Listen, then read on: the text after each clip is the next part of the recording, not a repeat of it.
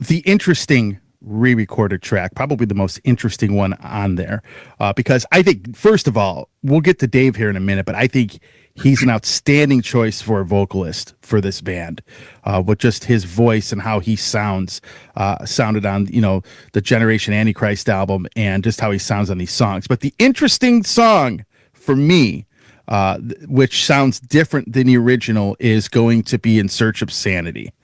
Much different album, much different vocalist than Steve Grimmett, who is sadly not with us anymore. And was it challenging to do that? Because, all the other songs are pretty in your face, straight ahead, brutal. But In Search of Sanity was a big departure from what you guys, and I think that album was actually very good, but it's a big departure from your normal sound. And what was it like thinking about, why did you decide to actually re-record that song? And, was it kind of difficult to approach it with his style of singing? No, it's something I've wanted to do, and the band want to do as well for some time. This is one album we want to re-record in full, which we will do. We've discussed it with the label already. We will record that album in future, because for me, it wasn't a true Onslaught album, I love the songs on it. The songs are fantastic, but due to, let's call it, label interference, etc., that album never came out how it should have been. It was very watered down in its sound, and with the addition of Steve Grimmett, may he rest in peace, great vocalist, absolutely great vocalist, but not really the right guy for Onslaught, I don't think. And a lot of people like it. It gave us a whole new fan base, but I think it kind of alienated some of the older fan base as well that didn't really appreciate that. And for me, it kind of it's haunted me a little bit, because it just never turned out how I envisaged that album to go, Especially after the demos we'd done with Psychea. They sounded like a natural progression on from The Force. But it just wasn't to be with that record. So it's important to me in the future to make that album and do it how I felt it should have been first time round. Yeah. So the weird thing about, obviously, we wanted to make it heavier, more aggressive, but usually Dave likes to have myself and a producer in when he's doing his vocals, but he went away and done this on his own at home. I don't know why.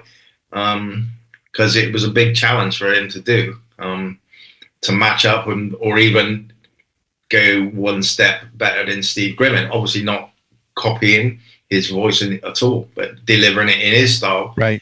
How Onslaught wanted it to be right now. And he went away and did this on his own without any kind of direction or guide from us at all.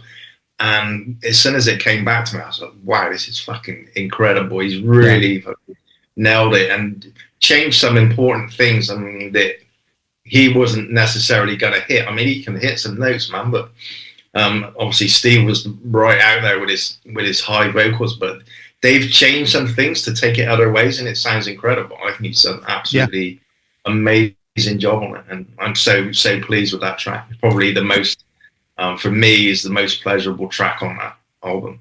Yeah, he definitely brought new life into that song. When I heard that, actually, I'm not going to lie to you. When I saw that was on the track list, when I got the promo, I went to that song first because I wanted to see what that was. I knew the other songs, because Dave's vocals are very good. I knew the other songs would easily sound very good, and they do. But that was the curiosity for me. And it's always interesting when you talk about how the demos from that In Search of Sanity album actually sound different than how it turned out. Did his vocals on In Search of Sanity, is it close to what the demo sounded like, or is it slightly different? Well, I don't even have copies of those demos anymore. I don't know where they are. I'm stupid in the fact that I don't ever collect anything. And I don't even have any of the demos from back in '82 or nothing like this. It's stupid, but I don't have copies, so we didn't have any reference to that either. So all I remember, it was with Cy singing in his style of The Force.